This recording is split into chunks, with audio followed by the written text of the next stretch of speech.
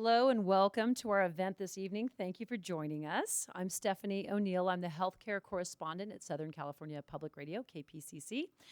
And I want to start tonight by telling you that my interest in psychedelic science started about a year and a half ago. I knew nothing about the topic, and then I heard there was this thing called Psychedelic Science. It was a fair, or not a fair, sorry, an event in Oakland, where it drew the world's leading scientists in this research. And they were presenting lectures and so forth. Some of you may have attended that. So I went to it, and I found the topic fascinating. All these different options for treating, potential options for treating various mental conditions. And that led to a 4-part series that I completed in May that you can listen to on the forum website and on the KPCC website. And it led to this event, which I've been really looking forward to. Tonight, we're going to be looking at the explosion of research into the therapeutic potential of illegal psychedelic drugs to treat an assortment of mental health issues. And tonight's discussion will focus on the medical use of these drugs in a supervised setting with a therapist present, not the recreational use of the drugs or the general legalization of the drugs. So we're just going to stick to the topic of the therapeutic potential. And so I have this amazing panel, including some world experts here. First is Dr. Charles Grob. And Dr. Grob is currently a professor of psychiatry and pediatrics at the UCLA School of Medicine and the director of the Division of Child and Adolescent Psychiatry at the Harbor UCLA Med Center. He's had a long-standing interest in the history of psychedelic research with hallucinogens. Dr. Grob received the first FDA approval to carry out human research with MDMA. That's the drug sometimes known as ecstasy. He also worked on a project to study the South American plant brew ayahuasca. Dr. Grob is also a leader in studying the effects of psilocybin, which is the ingredient in magic mushrooms, in treating severe anxiety of advanced stage cancer patients. So welcome, Dr. Grob. And we're supposed to have on our screen, but we don't have on our screen, but who will be joining us? Dr. Stephen Ross. And Dr. Ross is the director of the Division of Alcoholism and Drug Abuse at Bellevue Hospital, clinical director of the NYU Langone Center of Excellence on Addiction. And Dr. Ross, who will soon be appearing in a little floating head form on Skype, is certified in general and addiction psychiatry from the American Board of Psychiatry and Neurology, and in addiction medicine by the American Society of Addiction Medicine. There they are. Can you see us? Oh, good. His research interests revolve around exploring novel diagnostic and treatment approaches to addiction, and he's the principal investigator of the NYU Psilocybin Cancer Project. Welcome, Dr. Ross. Thank you. And Dr. Nichols is next to him. He's president and co-founder of the Heffter Research Institute, which funds private studies into psilocybin research at academic research institutions around the nation. He's Emeritus Distinguished Professor of Pharmacology at Purdue University. He's also the world's leading academic chemist of psychedelic drugs and an expert on how psychedelics work in the brain. And Dr. Nichols has written and dealt with policies behind research into these drugs. So that is the panel tonight.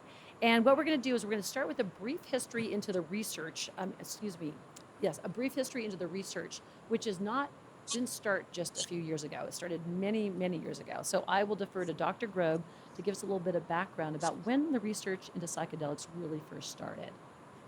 Thank you, Stephanie. Thank you for inviting me to speak on this very interesting topic this evening. Well, I think many people don't realize that psychedelics or hallucinogens were actively studied in formal psychiatric research from the 50s into the 60s. At that time, it was really considered some of the cutting-edge research going on in the field.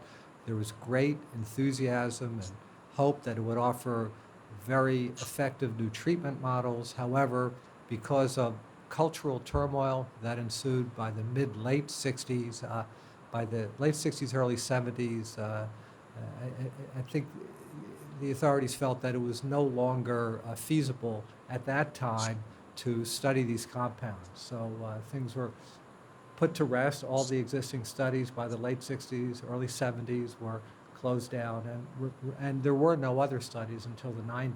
So that was a result, let me interrupt a moment, of the excesses of the 1960s drug culture, the counterculture. Is that pretty much? Well, the 60s was a very tumultuous era, and there was, and these drugs were identified as catalyzing change. And I think in many respects, psychedelics did have a role in the anti-war movement. I think it's, to some degree, an unappreciated role. And to that degree, they were seen as a threat by those in authority. And then there was also the phenomena that younger and younger age groups were accessing these compounds and were on their own without any supervision or any preparation, and often under adverse circumstances, self-experimenting, taking the drugs on their own. And some of these young people, probably a minority, but some still got into some serious difficulties. So there was a perception of a public health or public mental health crisis at that time as well. I think there was a perception that things were just getting out of hand and needed to be shut down. And then that launched the war on drugs. Nixon launched the war on drugs then, right? Yeah. And then that stopped the research pretty much? Well, research was grinding to a halt. Funding was no longer made available. Approvals were harder and harder to obtain. It was just no longer practical. Also, investigators who were wanting to develop their own careers were finding this was an unfunded area that didn't have, at least for the time being, have much hope in attracting new funding. So they often went off into other areas. And then a lot of these drugs, and most every one of them, became known as Schedule I drugs. And I'll defer to Dr. Nichols on that, if you can hear us, Dr. Nichols. Yes, Schedule I was created basically with drug war as part of the Controlled Substance Act of 1970. And there are different classifications: Schedule I, Schedule II, Schedule III, Schedule IV, etc. Schedule I are the most restrictive drugs that are only available for research. They can't be used for treatment. And there are three elements that describe a Schedule I drug according to the law. The first is that they have a high potential for abuse. And in a general way, that just means that people take them. They aren't authorized to take them. There's no prescription. So they're not necessarily drugs that people take, like heroin, for example, which is in Schedule I. The second prong of that scheduling involves the fact that there is no accepted medical use, and that's an important prong. And then the third is that there's no accepted safety under medical supervision. So high potential for abuse, no medical use, and no safety, and that puts them into Schedule I. And so they're very difficult to research when they're in Schedule I. Thank you. And then, so even so, though, there was a shift in attitude. And then, as I've talked to Dr. Grobe, who was there during that time, and also other doctors I'd interviewed, the shift came about, was pretty much, and correct me if I'm wrong, just a personnel change at the FDA. There was a guy there a new fellow who came in who thought that there was potential to look into these drugs. Is that correct? Yes. And Dr. Grobe, was that your experience as well? Yeah. Yes, there's. Skype. I worked with Rick Strassman, who was a psychiatrist at University of New Mexico, who gave DMT to human volunteers. He gave it intravenously, and he had submitted a protocol about that time. And a new individual joined the FDA known as Curtis Wright. And Curtis looked at some of the old protocols that were sitting on the shelf and basically said, why were these never approved? And there was a meeting, there was a drug abuse advisory committee meeting. I think Charlie Grobe was there as well. And they essentially said, if we get protocols that meet the standards of modern clinical research, we're going to approve them. So there was a change in personnel that happened just about the time, around the early 1990s, where things started to slowly change. And so that's led to this present day, relatively speaking, explosion in studies into a variety of areas, including the psychedelics used for adult autism. That's a new study we'll talk about briefly tonight. Psychedelics used for depression, for OCD, for eating disorders. But the three main tracks are the biggest areas of research we'll focus on tonight, are using psychedelics to treat anxiety caused by a cancer diagnosis, using them to treat post-traumatic stress disorder, and in veterans and firefighters and victims of sexual abuse, rape, and the most controversial area, which Dr. Ross will also talk about, is the use of these agents in treating alcohol and drug addiction, which may sound counterintuitive. So I want to start first with the groundbreaking cancer anxiety studies that use psilocybin, which has been used for hundreds and maybe even thousands of years in various cultures for religious purposes. And that's sort of a key element on how they work. And both Dr. Ross and Dr. Grobe are doing psilocybin studies. In 2011, Dr. Grobe published the first study in several decades that used psilocybin to treat cancer anxiety. And it was a small study that you had 12 patients in that study, right? Right. And right. what were the general findings of those from those Well, patients? let me mention first that our study was funded by and we had a lot of help developing it through the Heffter Research Institute. And the study itself was conducted at Harbor UCLA Medical Center, specifically at the LA Biomedical Research Institute, which is the research wing of Harbor UCLA. So it took a couple of years to get all the approvals we needed. We went through federal, state, and local regulatory committees and review committees, and eventually succeeded in gaining all the approvals. We were approved to use a modest dose, which was a 0.2 milligram per kilogram body weight, mild to moderate level dose, and we were approved to treat 12 subjects, all of whom had advanced cancer and significant existential anxiety reactive to that cancer. In other words, people who were having a great deal of difficulty coming to terms with the fact that they had a terminal illness. So we used a placebo-controlled, double-blind methodology.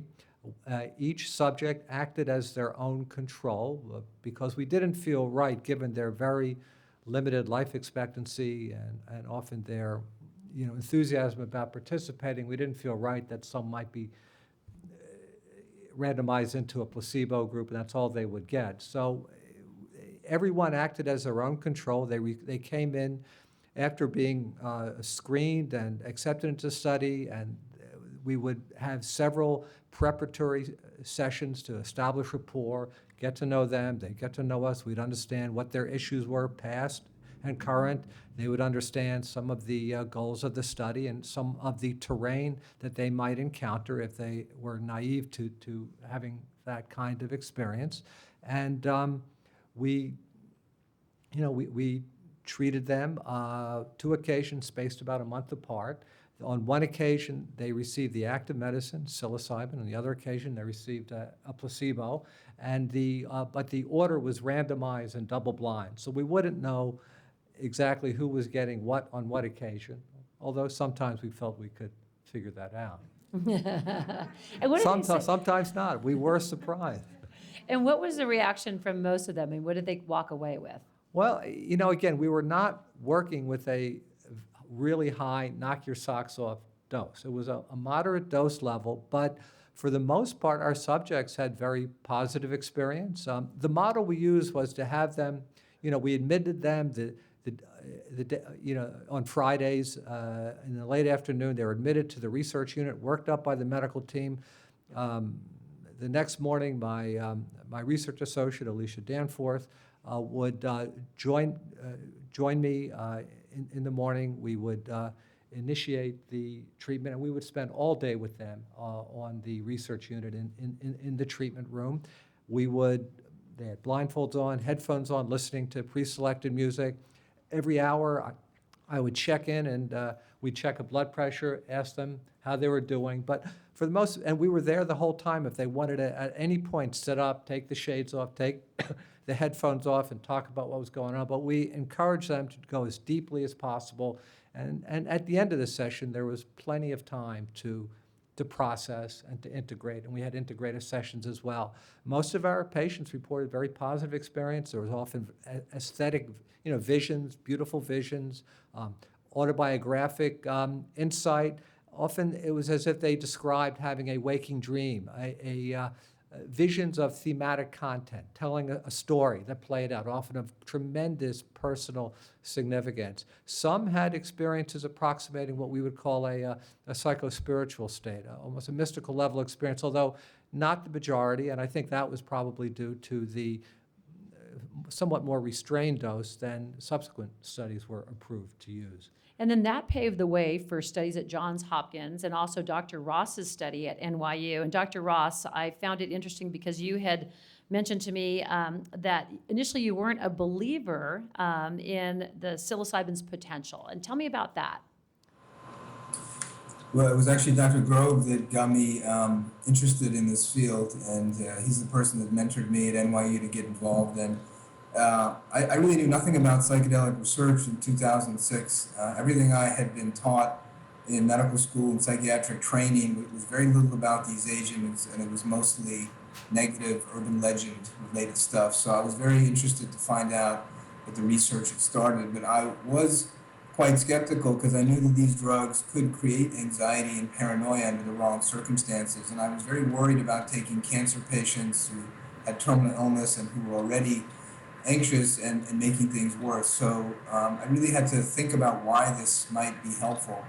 But now, 8 years later, and having completed the study and run 32 participants, what we have found is anecdotally, we really saw pretty dramatic things happening in terms of people having resolution of death anxiety and living more meaningful lives and not being afraid of death. And we saw it again and again in our participants. We finally have analyzed our data.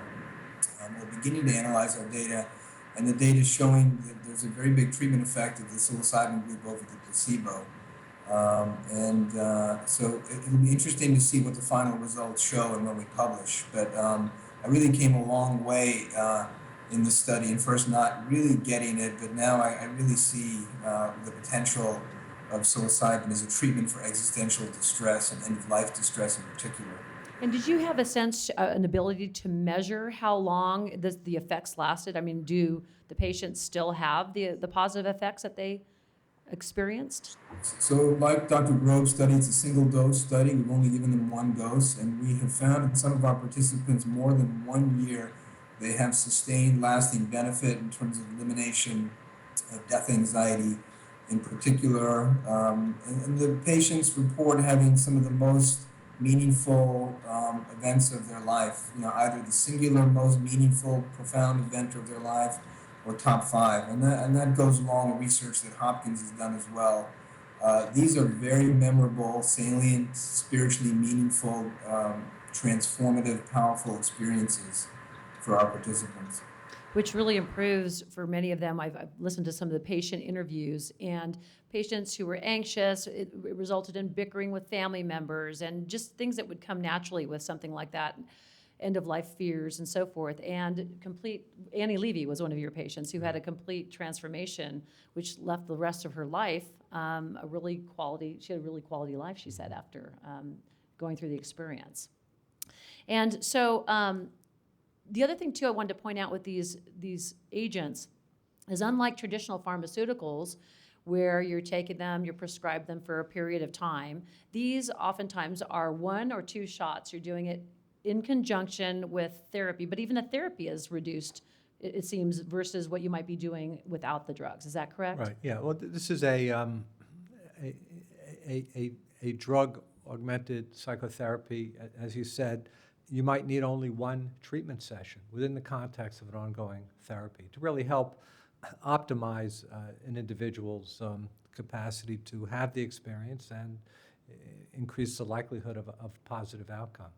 And then Dr. Nichols, what would you say with regard to these studies that are happening now and are ongoing? How important are they to changing any regulatory beliefs or tone or policy that now govern these drugs?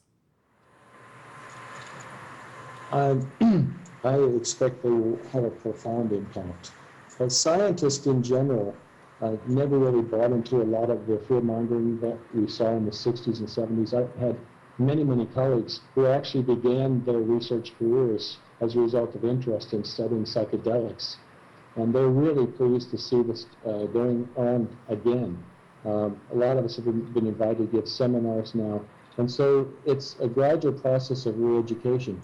But having Charlie's study with 12 subjects and Steve's with 30-some and Rowan, John Hopkins study with another 30 or so, we've accumulated quite a number of patients now. So it's it's not one of these situations that can be scoffed at by, the regulatory people and the people who make decisions about what gets funded.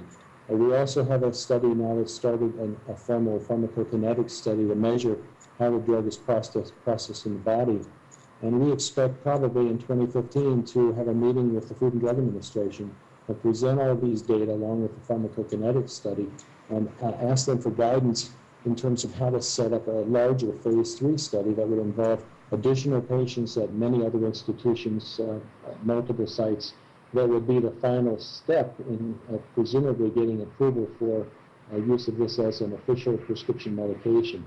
So these studies are absolutely essential and fundamental, and you probably know have gotten a lot of press because the results are pretty remarkable. They're not just well, did it work or did it not work? They're pretty substantial positive results. So I think these are absolutely essential in moving the field forward. And Dr. Ross, I wanted to ask you something, and I'll pose this to all of you, but starting with you, Dr. Ross, when all of you have amazing credentials, and but when you talk about what you do with some of your colleagues, maybe some of your more conservative colleagues, what kind of reactions do you get? And I'll start with you, Dr. Ross. Well, it's been a very interesting journey at NYU. At first, I was very nervous to bring up this topic with colleagues, and in particular people I report to and needed to get permission. But I kept getting people who were very open-minded. They said they understood it, especially people who had been in the 60s and who are now in positions of power, kind of intuitively understood the nature of this. Even within the addiction field, and when we'll talk about this in a little bit, you might think that you're going to give a drug like psilocybin, which is in Schedule 1, and by definition in Schedule 1 is supposed to be very addictive, even though that's not the case. I was worried in particular about telling my addiction colleagues, but many of them had known about the LSD and alcoholism trials, and many of them were open to it. So all of the skepticism I thought I was going to run into, there's been some of it and some people that are kind of upset at it, but the majority of my colleagues have been very open and interested about it, which has been a surprise to me.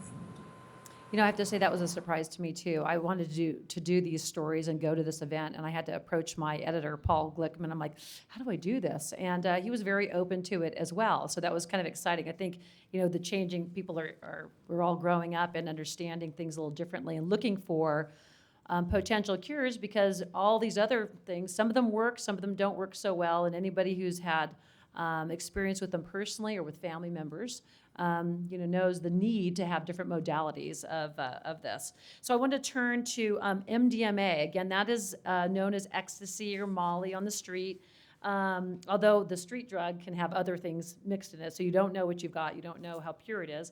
But it's often referred to as a psychedelic, but it's actually not a hallucinogen. It doesn't do any of the mind-bending stuff that LSD or psilocybin does.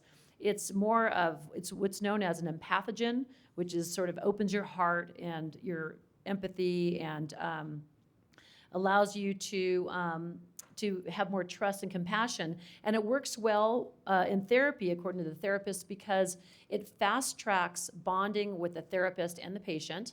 And it also, again, like these other ones, you need maybe 1 or 2 doses of it in conjunction with therapy to have what some people are finding to be pretty remarkable results.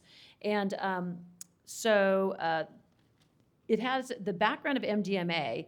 It was designed in the lab back in like 1916 or something like that. 1912. 1912. And then it was used in couples therapy, and then it exploded onto the party scene of the 80s, the rave scene and all that. And in 85, the federal government classified it as a dangerous and illegal Schedule I drug, so it put it into that category. And again, there was a lot of problems with the kids using it in parties and people getting sick and using it not in a prescribed manner as they would have used it in therapy.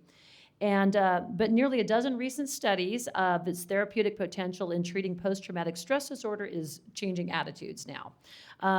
So the value of MDMA therapy as a treatment for PTSD is just kind of exploding right now. And there's another group that focuses on MDMA studies predominantly, and that's MAPS. That's a Multidisciplinary Association of Psychedelic Studies. Just a short little acronym there. But what we've got here tonight is from MAPS, we have a video that they produced, and we have a little shortened version of it to let you see and hear from some of the patients who have experienced it and some of the therapists how it works. So, David, when you're ready, we can go ahead and show that.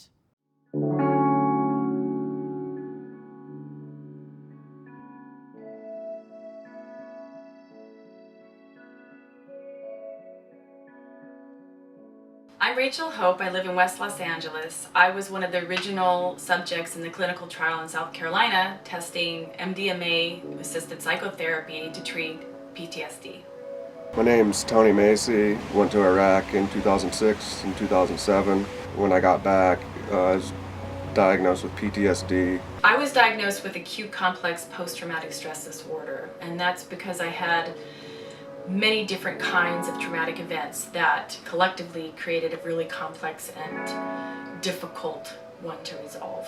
The first 8-hour session I had with MDMA-assisted psychotherapy, I immediately had a reduction of symptoms that was obvious. A lot of different participants have stated over and over is this is like having 3 years of therapy in one day. And with MDMA, we're really offering a very short-term treatment that requires only taking a medicine 2 or 3 times. Well, in our first study, people had to have had psychotherapy and medications for PTSD and not been helped adequately. And the average duration of the PTSD in that study was 19 and a half years. And most people had had lots of therapy and a number of medicines. Once they got MDMA-assisted therapy, 83% of the people who had not responded to other treatments responded to MDMA versus 25% with the same therapy but without MDMA. I remember during the therapy, one of the first things I said when it kicked in was, this is what I've been looking for. I reconnected with myself. I did a lot of internal work, and afterwards it was like a huge weight was lifted off my shoulders. For like 20 years, I was trying to use all these other therapies. I wanted to be free. I wanted to be able to have control over myself. I didn't get any real healing until MDMA. Since the MDMA-assisted therapy, even the first session, it was like 75% of all that just went away.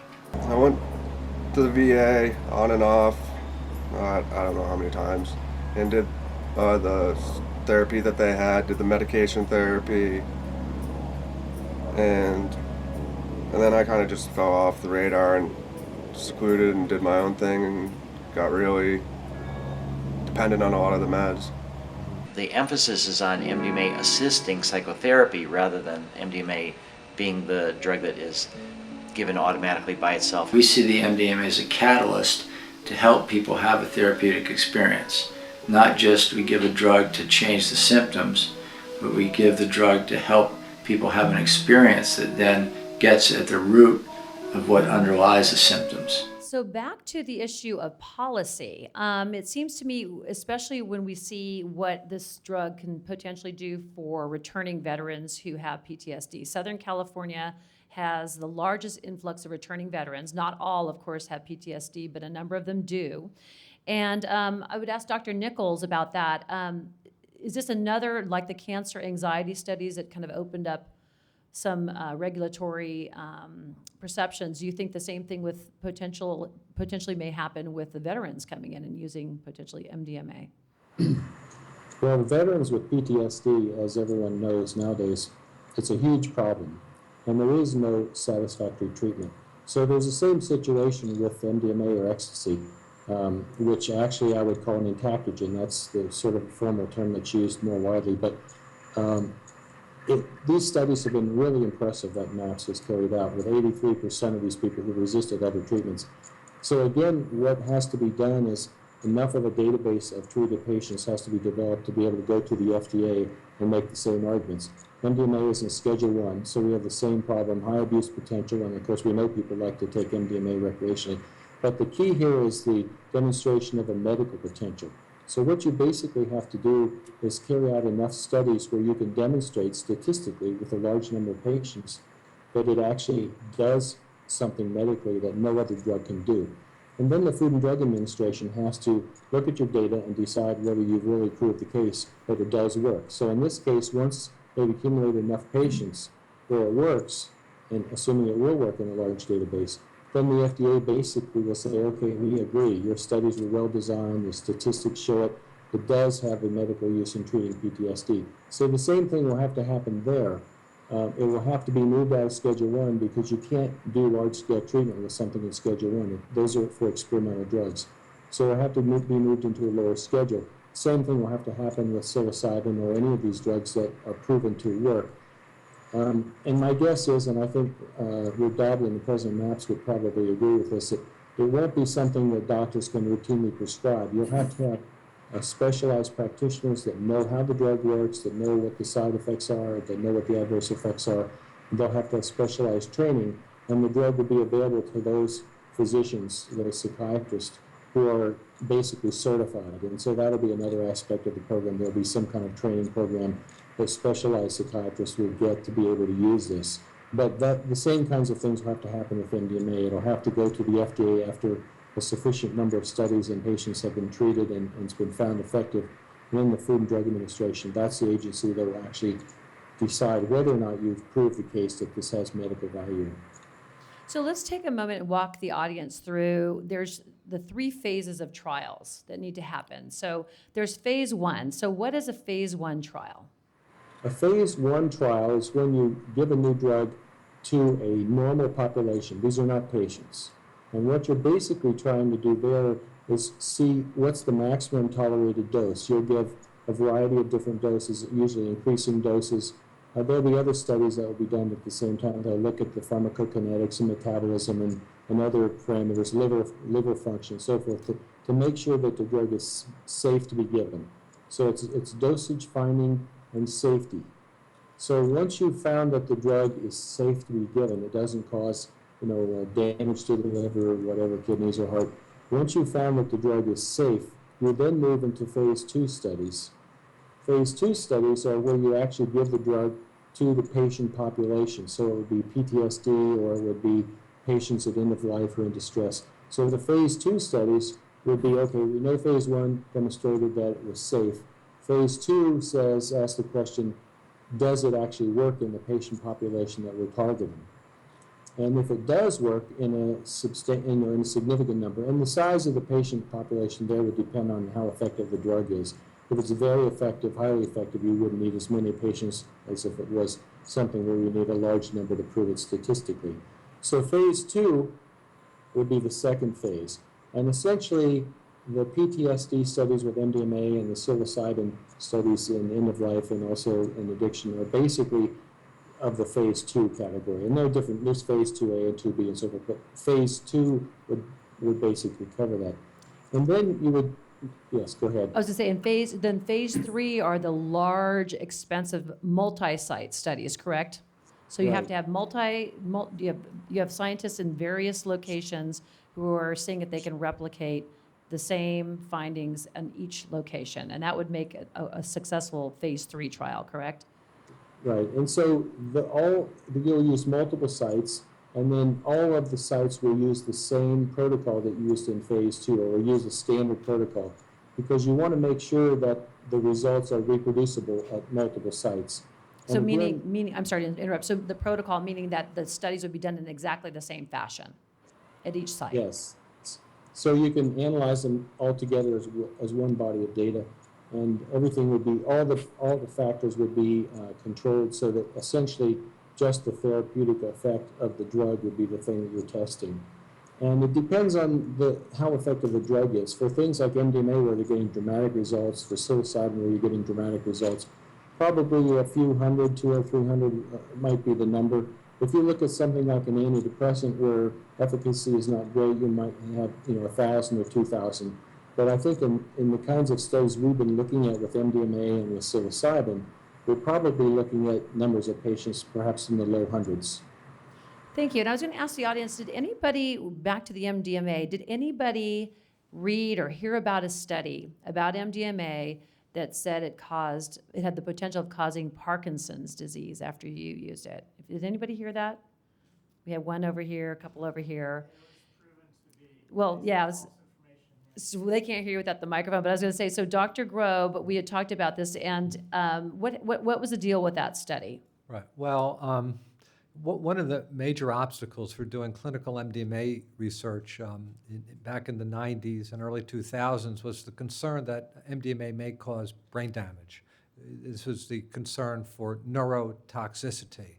And one of the leading groups examining neurotoxicity in animal models reported in one of the most prestigious journals in the world, Science magazine, that MDMA, when repeated injections were administered to a research animal, I think it was a squirrel monkey, that when they sacrificed the animal and examined the brain, they found damage to the dopaminergic system. And the implication would be that years from now, all of these young people who took MDMA would develop Parkinson's. And there was headlines all over the world, and there was a great deal of anxiety about this.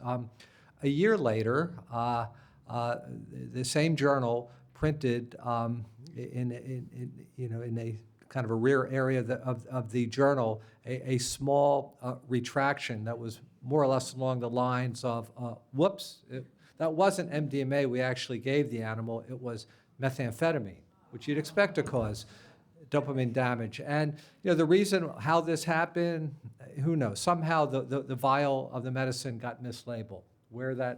Who was responsible was never determined. But I think that to some degree put to rest some of the concerns about neurotoxicity, and I think the excessive preoccupation with that has eased up. Now, that's not to say that MDMA, when taken in excess, when taken in inappropriate circumstances, when mixed with other drugs or alcohol, taken by vulnerable people, in uncontrolled settings, there are a number of risks in that regard. There are also the overheating deaths that can occur with young people, generally taking it and dancing vigorously, not replacing body fluids in hot, stuffy environments or out in the hot, blazing sun. There are risks, but when it came to the whole concern of neurotoxicity, particularly for an approved treatment model that would necessitate an individual taking the drug on only one occasion or maybe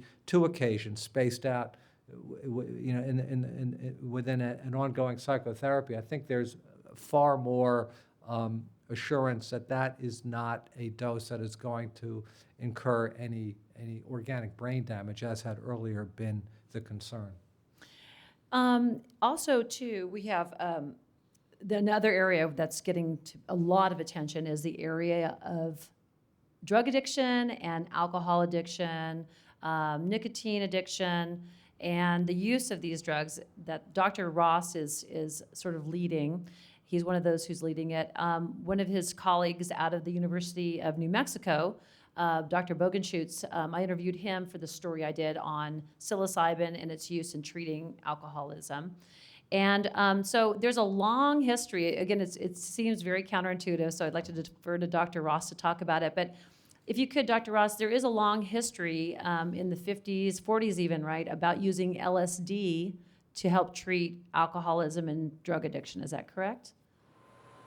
Yeah, there's an even longer history that traces back a couple hundred years, where William James, who in the early 1800s, who was the father of the field of psychology, recognized that Skid Row alcoholics in Boston got sober through joining religion, through spiritual conversion. And then fast forward to 1934, the founder of Alcoholics Anonymous, Bill Wilson, in Manhattan, underwent experimental treatment where he got a belladonna alkaloid, which is a drug that can cause delirium and mystical states. And he had this white light penetrate his room, and he had an experience of the divine. And so Alcoholics Anonymous was formed by Bill Wilson having this mystical vision under the influence of the drug. In the 50s, Bill Wilson went on to undergo LSD psychotherapy and wanted to introduce LSD into the bylaws of AA. The 50s to 70s, the 40,000 research participants that got LSD. The most studied indication by far was alcoholism, with the best data. There was a 2012 meta-analysis that showed of the well-designed trials, which included close to 600 participants, single-dose LSD versus placebo produced sobriety or reduced drinking up to 6 months. And 600 participants is beyond the size of what a phase 3 trial would typically be. So in a way, we already have sort of done the phase 3 trial with LSD and alcoholism. So in looking at that data, a bunch of us have gone back and designed clinical trials for alcoholism using hallucinogen treatment models and using modern paradigms. And the thing about drugs like psilocybin and LSD is that they don't produce addiction in any way that you measure it. You can't give animals the drug, they won't self-administer it. Human beings can't take psilocybin every day. They won't even have any psychoactive effects after 3 or 4 days. You have enormous tolerance to the drug. They don't behave like drugs of addiction in any way that they are measured. So they really are not drugs of addiction. They can be misused. They can cause consequences, bad consequences if used in the wrong kinds of settings. But their ability to produce these mystical and spiritual states has been understood as being helpful to addicts for a very long time. And we're trying to leverage that effect into psychotherapy to help alcoholics at NYU in New Mexico. And Johns Hopkins is doing a study using psilocybin-assisted cognitive behavioral therapy for tobacco addiction. And they just published an open-label trial in this past week and are now going on to test psilocybin versus nicotine replacement for tobacco addicts. And in Alabama, there's a group there that's about to start a psilocybin-assisted psychotherapy trial for cocaine-addicted individuals who are in the criminal justice system. So what kinds of input do you get, even from, let's say, colleagues, those who are well-versed in addiction medicine? Because one of the tendencies, you'll hear this, is that if you're an addict, you just can't, it'll trigger. If you get some of these drugs, it could trigger your addiction again to come back. And so how do you deal with that? I mean, some people were saying, well, it's not even that it's not physically addictive, it's just that mental state of escape that could trigger more problems for a 12-step addict or an addict who's gone through a 12-step program. Well, so someone who is in recovery, this is not the group that we're looking to treat. We're looking to treat people who have impaired motivation, who are living lives that have become without direction, without intention, without connection. When someone who's addicted picks a drug over their kid, they're leading a profoundly, a life that is lacking in spirituality and connection. And so we don't think that giving hallucinogens to this group is going to make them worse. There's no animal data to suggest that they produce addiction or make addiction worse. The data is just the opposite, that they are addiction interrupters or arresters and alter the path of addiction back towards recovery, back towards meaningful connections and relationships and people developing again. We're excited about this line of research. We've done it in a very careful way, and we've really thought about it from many angles. As I mentioned, I had my concern and skepticism about the cancer patients, and I went through a similar thing here. But being an addiction psychiatrist, it was much clearer to me the rationale here and made much more sense. So how close are we to having, again, this wouldn't be something that people can get over the counter and pop, but they'd do it with a therapist. But how close are we to have, as a society, to have therapy for alcohol addiction and using psilocybin or LSD?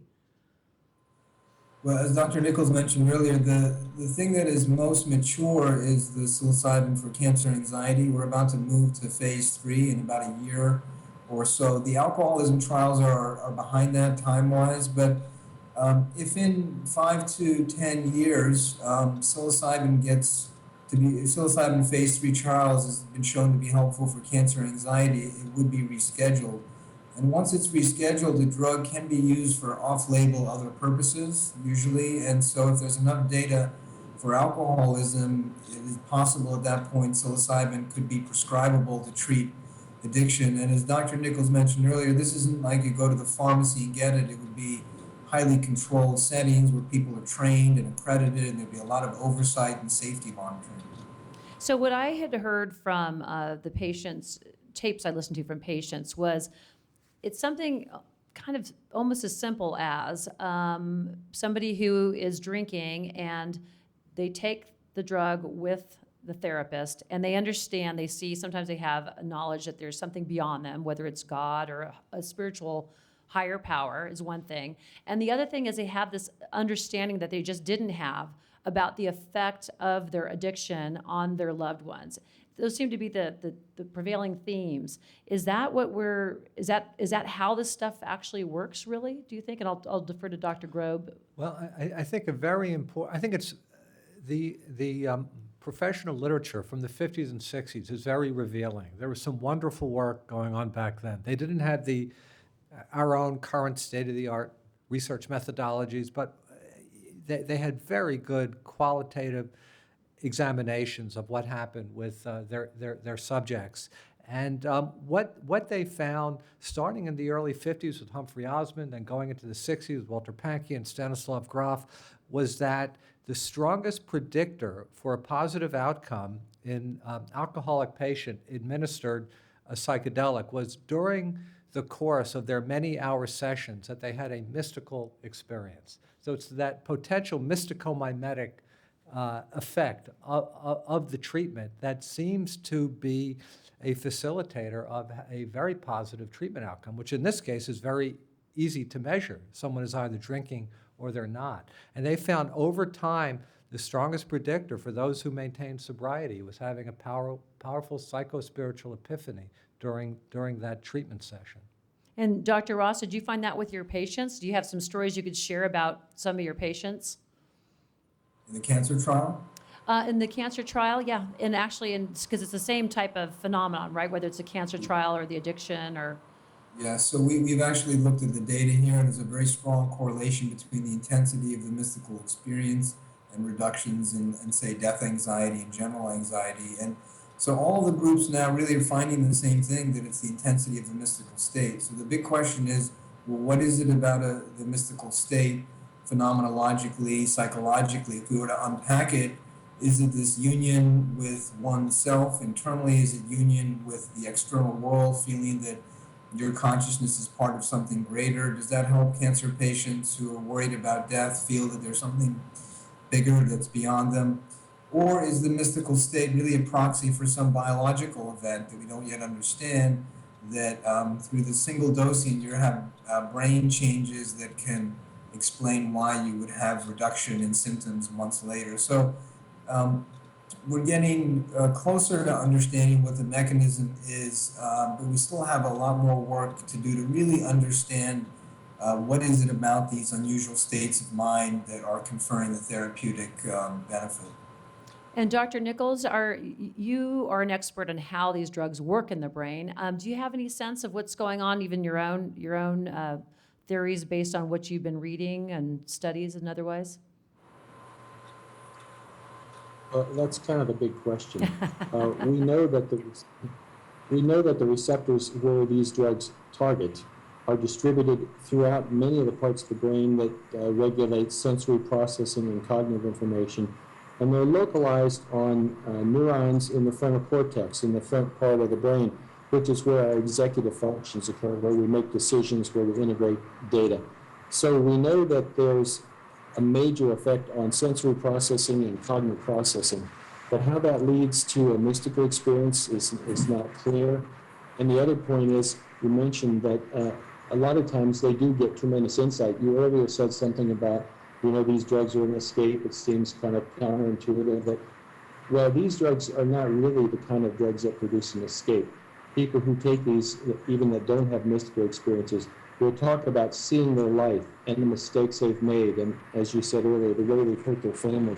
And for some reason, under the effect of a psychedelic, those insights have much more of an effect. So you might get an alcoholic who wasn't in denial to say, oh, I know I've hurt my family with my drinking and so forth and so on. But under the effect of a psychedelic, that perception takes on a new kind of a meaning. It's much more profound. They really see and understand what they've done with their alcohol or drug abuse. So even without the mystical experience, these drugs are giving some kind of insight.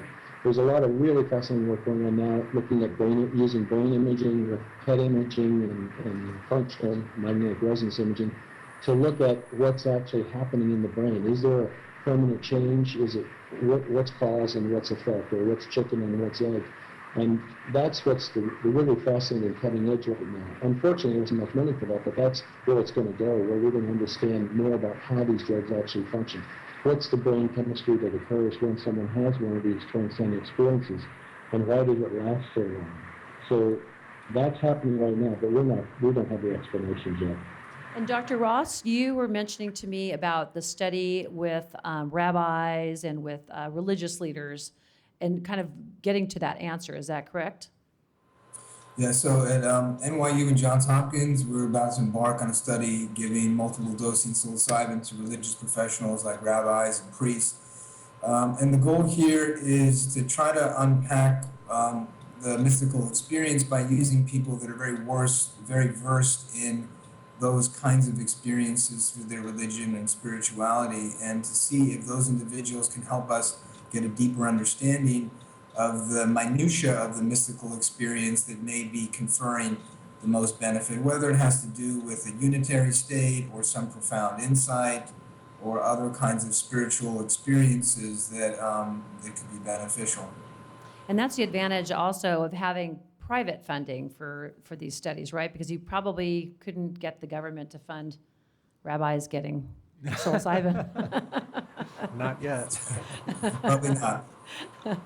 I wanted to also touch on another area I mentioned earlier that's very new and very exciting research going on at UCLA on using psilocybin for the treatment of adult autism spectrum disorder. Is that how you It's the treatment of the social anxiety that adult autistics can report. Not of autism itself, of the treatment of the social. Autism Thank itself. you. Also at Harbor, UCLA, LA Biomed. Okay, Harbor, UCLA, LA Biomed. And we have with us, so Dr. Grobe is leading that along with his colleague, Dr. Alicia Danforth, who's here. We've asked her to sit in our front row. And if you could tell us just a little bit about this study. It's a very new study though, right?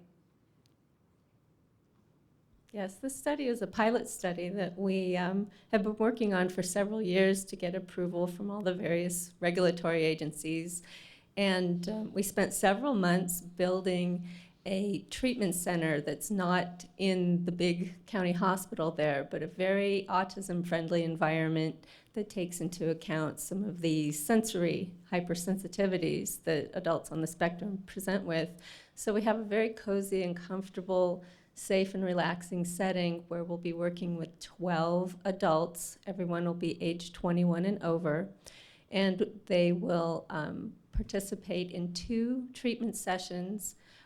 Prior to that, they'll have preparatory psychotherapy where we kind of build a toolkit to prepare for this shift in consciousness. And then afterwards, we have several integrative sessions where we work with the participants to help them work with any new insights, any shifts that they experience to really optimize the benefit. And I'm glad that the point was made that we're not attempting to treat or cure autism. It's a genetically determined neurological variant. It's not a disease with a set of symptoms that you treat with a medication, but we're trying to help the participants that we're working with the sometimes crippling social anxiety that holds individuals who otherwise may be able to engage in more satisfying relationships with others, may have more vocational success, success in reaching their educational goals, pardon me. And so that's essentially what we're doing in a randomized, double-blinded, placebo-controlled pilot study. And then, thank you. And Dr. Grobe? Yeah, one point to make, though, is that, as you alluded to, there's no government funding for this kind of study. It's all private funding. We're partially funded through MAPS, but we're very much in need of additional funds. So I'll just put that out there, that this study We'll pass cannot the be. hat around shortly. No, I don't want to get in the way of KPCC funding drives. But if there's any left over, this study cannot be completed without acquiring additional funds. So going to, and speaking of the funding, so the funding, the funding for both of these are pretty much guided, both of these, meaning the psilocybin branch and the MDMA branch, are guided through private funding and private donations, through the Heffter Research Right. Institute and through MAPS. Right. The psilocybin studies have been all funded by Heffter, and the MDMA studies have been funded by MAPS. So has there ever been any government funding for any of these types of studies? Do you- Dr. Nichols, so. Not directly. The National Institutes of Health at one point has said, well, they provide general support to the clinical research units. Those fund all kinds of things. They have not provided any specific support. In fact, we have a colleague at Johns Hopkins that had a grant proposal in some years ago that was very highly ranked, and had it been on some topic other than psychedelics, would have been funded. And he wasn't funded. We get pretty upset about it, but National Institute on Drug Abuse was the agency, and their mission simply is not to find good things about these substances. So there has been no funding. It's still political echoes from the 60s, and I think there's going to have to be a change in attitude there, but it's all been privately funded, and that's really what's holding up a lot of the research. We just don't have enough money to do the kinds of studies that we need to do. And that being said, though, the National Institutes of Health, NIH, which funds a lot of these studies, not these studies, but studies around the nation, the funding has been cut by at least, I think, 20% when you take into account inflation. So there's many other studies, too, that are not getting funding. But do you think that that these studies that are happening right now, these phase 2 trials, are these going to, do you think, free up any of the money? And I'll start with Dr. Grobe. Any of the government funding potentially? Well, certainly that's our strong hope, that as we move to phase 3, that we will gain success in our application through NIH. I mean, the data is very, very good. We're establishing really strong safety parameters. We're establishing feasibility. We could actually get all the approvals and conduct these studies and bring it to fruition. And we're also identifying that there are some very strong indicators of therapeutic outcome. So with the data is quite compelling, and if we're going to get a fair and objective look, I would expect at some point, hopefully sooner rather than later, we will have more success with government funding agencies. And I wanted to touch on we heard a lot about LSD being used in the early years, but we're not hearing that much about it right now. So what's up with LSD? Well, what's up with LSD? Another big question. Yeah, but let's another just very focus big on question. this. Well, we decided to use psilocybin for a few reasons. I mean, it's a shorter duration. It's 4 to 6 hours, not 8 to 12. And we sit for the entire time for 6 hours with someone on psilocybin. Sitting for 12 hours would be very difficult. Psilocybin is also, I think, easier to work with. It's less likely to induce anxiety or paranoia. It has a stronger visionary component. And perhaps the most important reason is it doesn't carry the political and cultural baggage that LSD does. I think, honestly, I think it'll be some time before LSD can be investigated as thoroughly as we're now moving forward with our psilocybin studies. And Dr. Ross, would you at some point like to try using LSD in some of these studies with your addiction patients?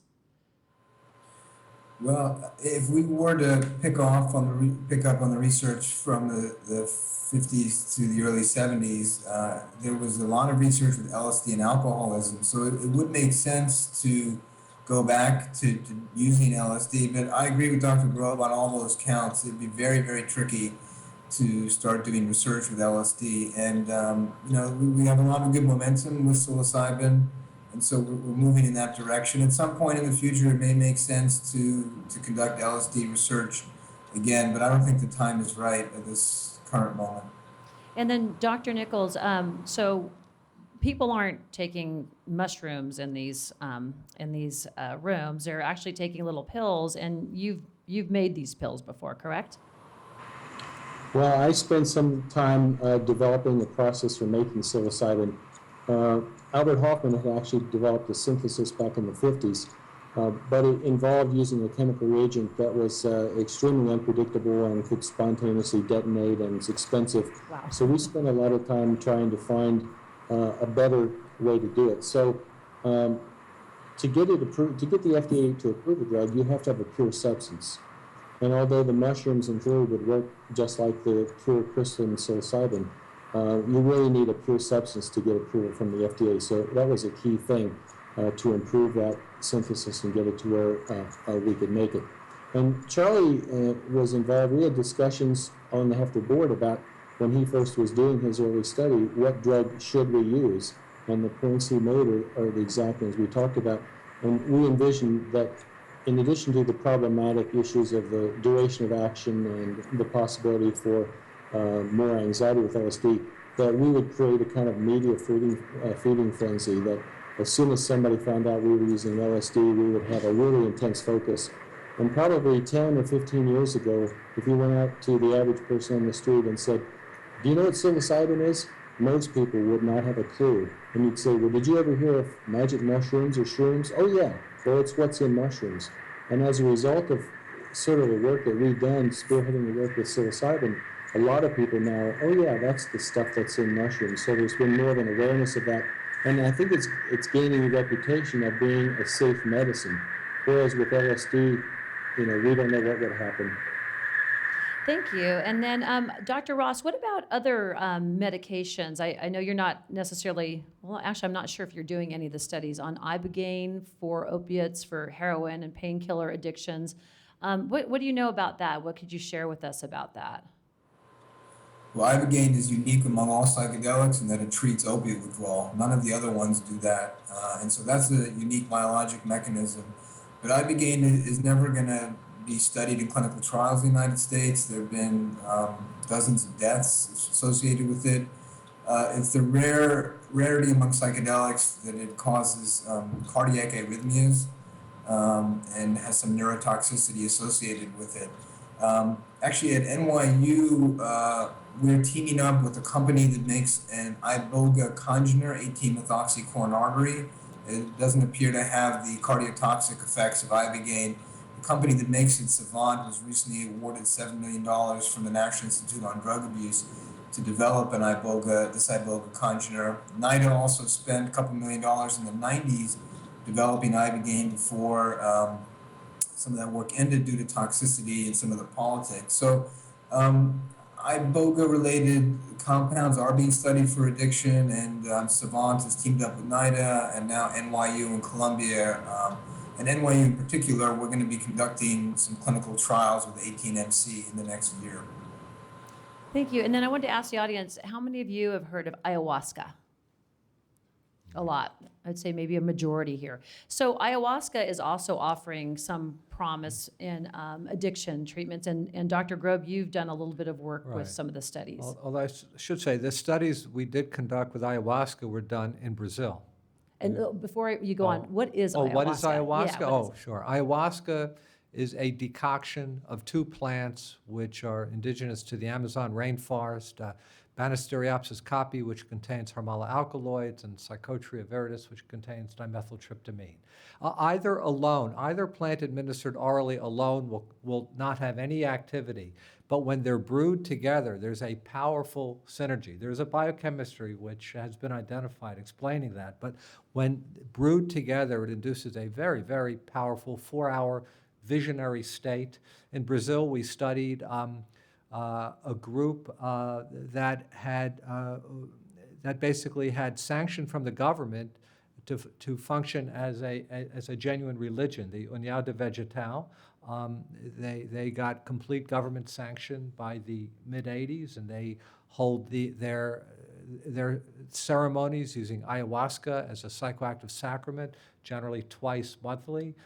In the studies we did of the Brazilian members of this church, and we had non-ayahuasca exposed matched controls. We found very high levels of psychosocial functioning. And we interviewed a number of individuals who, prior to their entry into this ayahuasca religion, had major psychopathologic problems, often including severe alcoholism, drug addiction, aggressive discontrol. Some had served time in jail. After their entry into the UDV, the Union de Végétal, their lives transformed to a remarkable degree. Now, all religions can point to their success stories of those who've transformed. But what's so unique about ayahuasca, as well as a drug like psilocybin, is the reliability that these compounds, when taken under optimal conditions, where set and setting are optimally attended to, may induce these powerful psychospiritual experiences which are predictive of positive therapeutic outcome. That's what's so, I think, astonishing about and unique about these compounds. But ayahuasca is a very interesting phenomena. It has not, however, been studied in the United States. A couple of reasons. One is it's not only a plant, it's a decoction of two different plants, and there are problems about reliability of concentrations of different alkaloids in the different brews. And for a variety of reasons, it's not been possible to study it up in the U.S., but in Brazil, and now more recently with my colleague Dennis McKenna, we're developing a study to explore its range of effects, a potential therapeutic efficacy at a treatment site in Peru. So it is being explored, though not in the U.S. So you have to do it. You have to do it in Peru or in Brazil. Right, to right. do your Well, studies in there. Peru and Brazil, it's entirely sanctioned. In Peru, it's considered a national heritage, and in Brazil, the UDV succeeded in a extensive process to gain full government sanction to take ayahuasca in the context of their religious use. Now, I should also say, in the United States, the UDV and another religion, the Santo Daime, have established some branches in the United States, and in the early 2000s, the UDV had a test case that went all the way to the U.S. Supreme Court, and in 2006, the U.S. Supreme Court ruled unanimously on the side of protecting the freedom of religion rights of the UDV, that they may be able to use ayahuasca in religious contexts. So that's an enormous precedent. Well, could you actually study them here then? You can, yeah, and there is a study at the University of New Mexico where they were doing brain imaging of UDV members, but it's not been, and I should also say we haven't been pursuing it that vigorously because we have all of our other projects, but it's not been possible to set up an ayahuasca study de novo and bring in subjects entirely naive or not exposed to ayahuasca and look at its range of effects or look at its potential therapeutic application. That's not been done.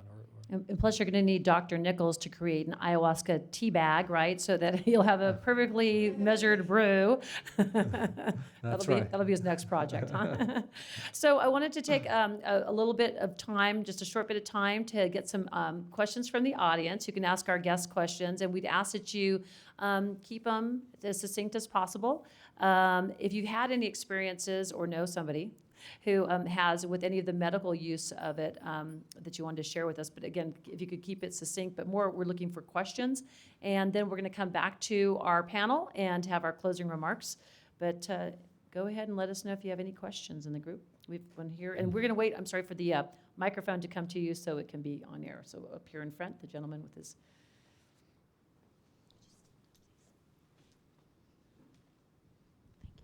I'm sure, like many people in the room, I've done MDMA and ayahuasca in a therapeutic setting.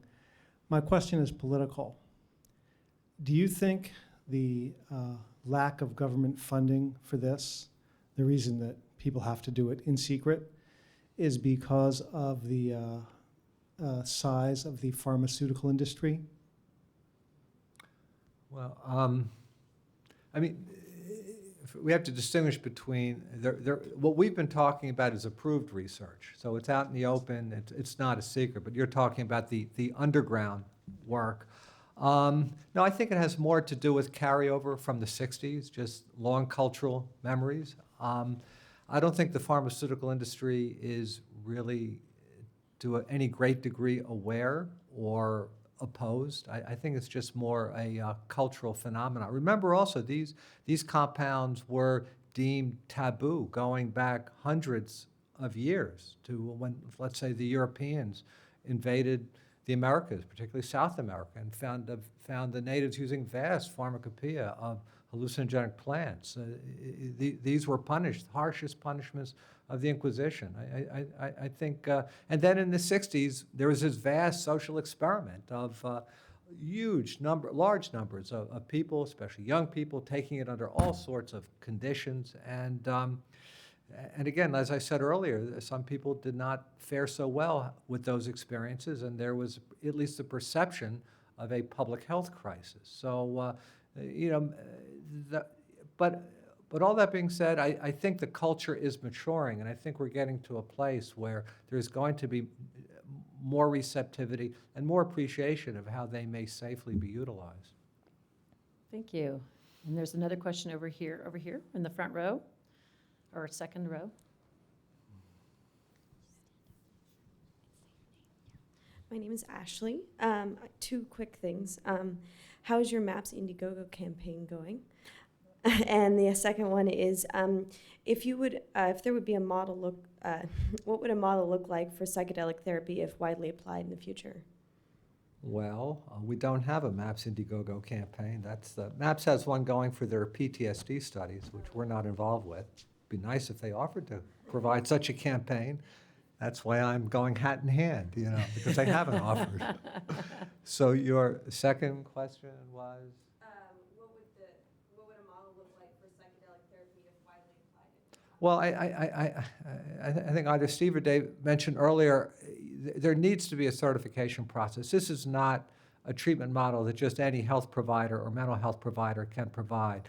Individuals have to go, I think, through a rigorous training and supervision and certification. There needs to be oversight, or things will run the risk of spiraling out of control. Now, in terms of, but that being the case, if you're looking for an ideal model, I'll refer you to an interview I did with Albert Hoffman in 1996, and this is in a book I've published called Hallucinogens, a Reader. It's also on the MAPS website. Dr. Hoffman had a model of retreat centers in beautiful places, out in nature, with trained facilitators to help prepare an individual, guide them through this altered terrain, and help them integrate afterwards. And Dr. Hoffman was, he had mystical experiences just being out in nature long before he ever was aware of psychedelic compounds. He felt the close proximity to the natural world would be ultimately very, very valuable for this treatment model. Gentleman here next door. Yes, this is very mind expanding, albeit in a very limited way.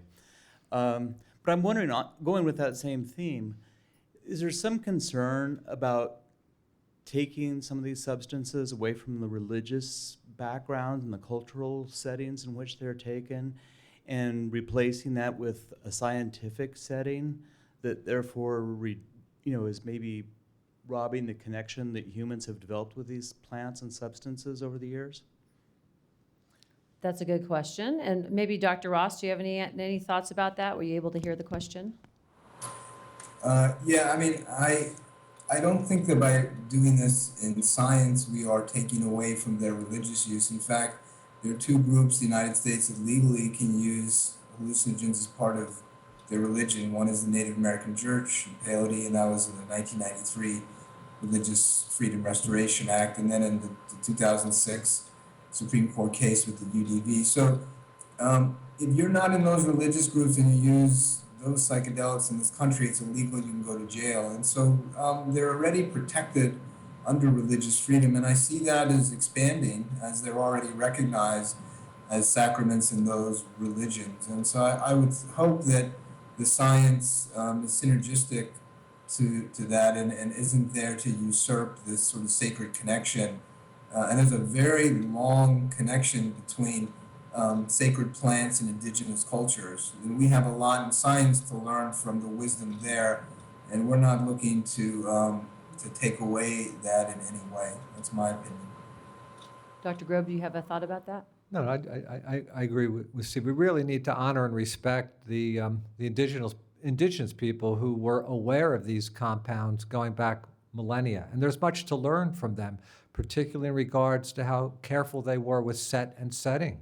Also, there was never recreational abuse of hallucinogenic plants by native peoples. These were considered sacred medicines and only were utilized under specified conditions, generally facilitated by the elders or the spiritual leaders of those cultures. So there's a lot to learn.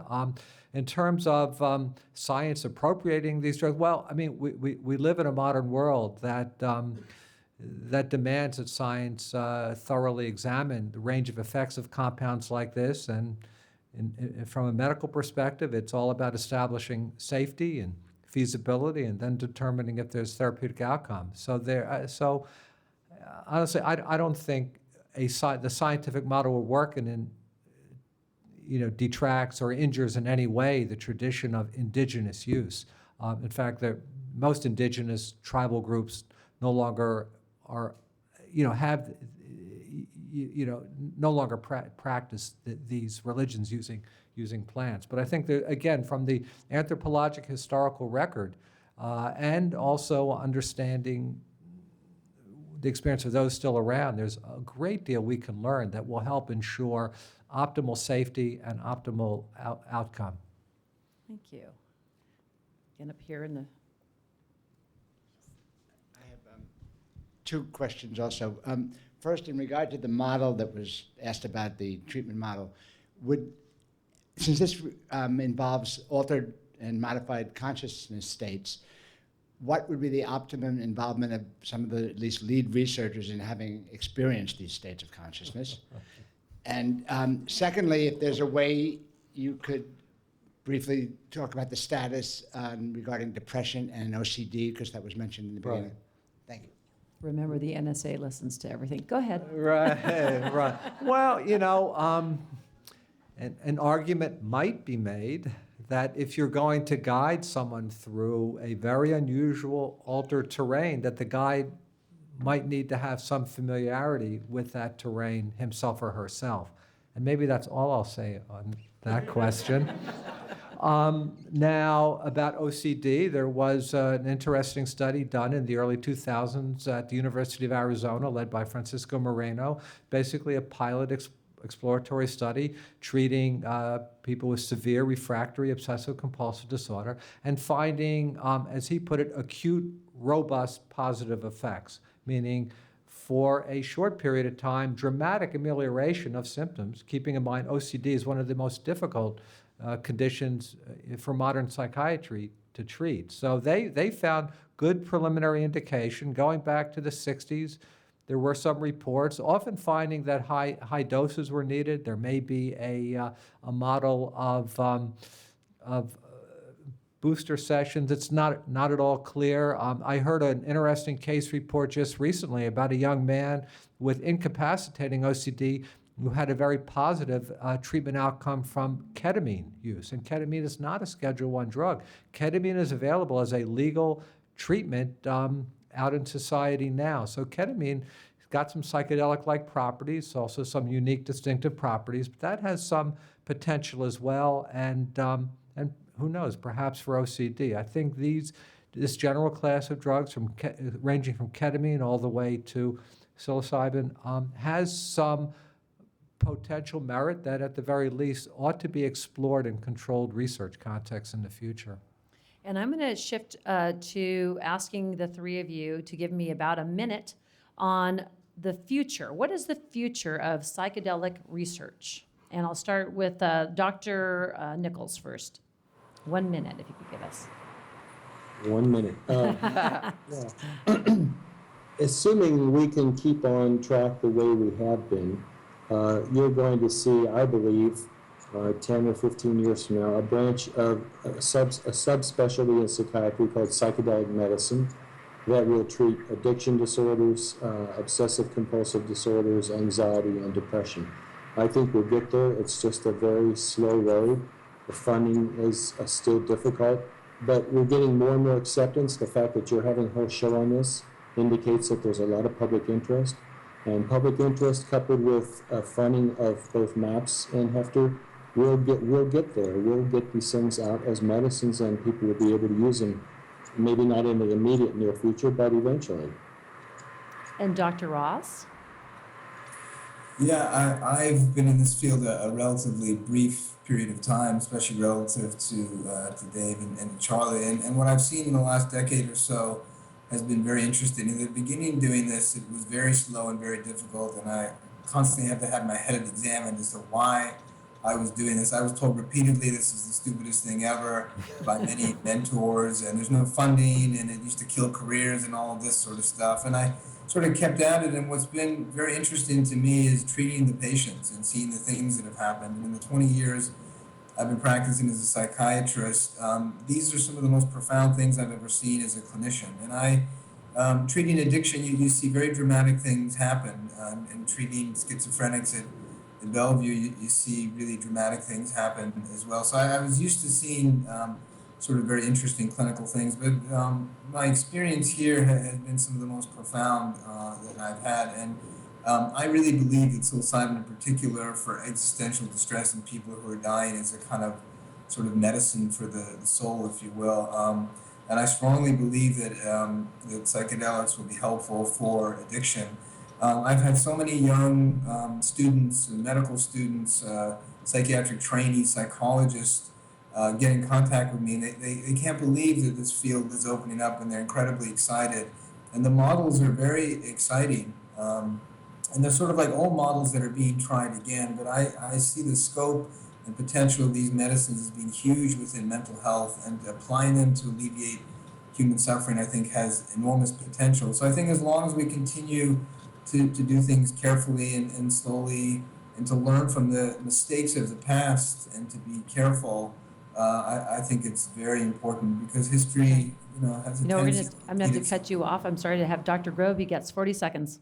Well, I'll take just 30 because Steve used 10 of mine. Thank you. That was great. Thank you. Basically, there was, like I said earlier, there was tremendous excitement about these drugs in the 50s and 60s, but the culture wasn't ready. I think now, many decades later, our culture has matured sufficiently that we will be able to safely and effectively explore the range of application, the range of effects of these compounds. And I think they hold tremendous promise for psychiatry, for medicine, for the culture, and we're starting to move forward. The momentum is building up, and I would predict 10 or 15 years from now, as Dave said, this will be an accepted part of medicine and psychiatry, and we won't have the funding challenges that we do today. And it all really all comes down to that level of support. But I am optimistic we're going to move forward. Thank you. Thank all three of you very much. Appreciate it. Thank you, the audience.